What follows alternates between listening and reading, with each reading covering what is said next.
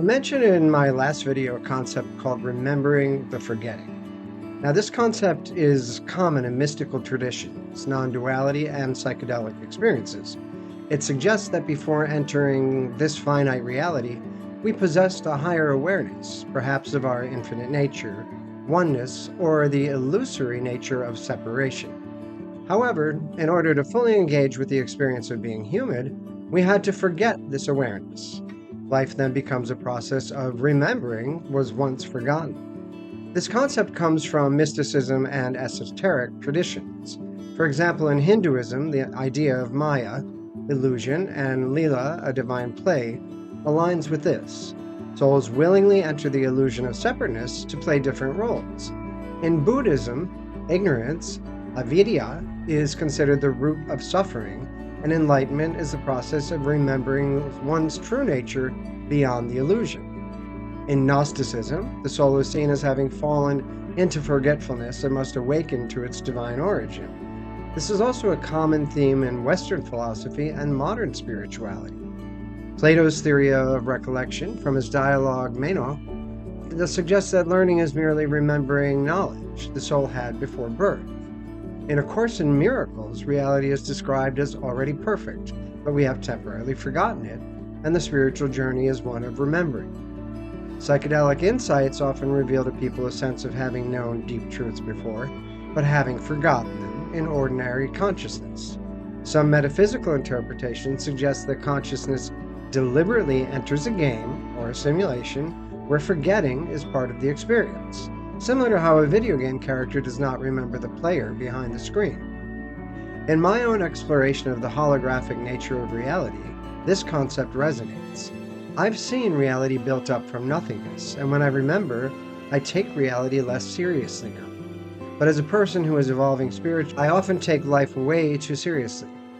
Remembering the forgetting is not as easy as it sounds, although it seems like on psychedelics I can speed up the pace of that forgetting.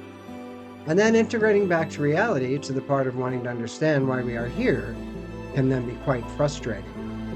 But I still enjoy that process.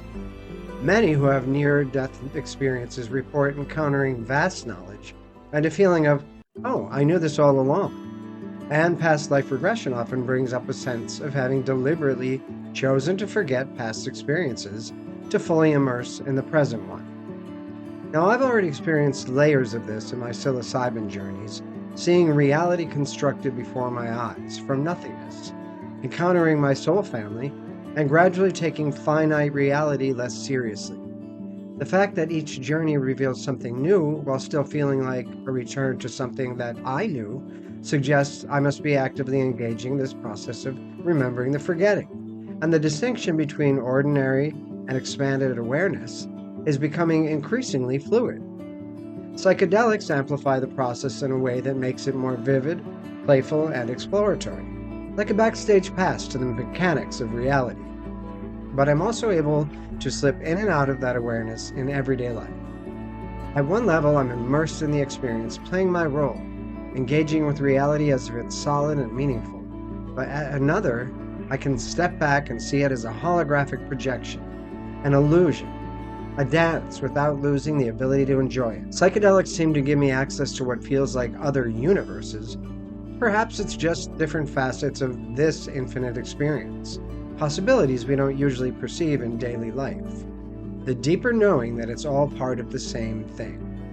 That's the delicate balance that many people struggle with. Some get stuck in the mystical, others in the mundane. All in all, remembering the forgetting becomes more effortless and less scary on my journey.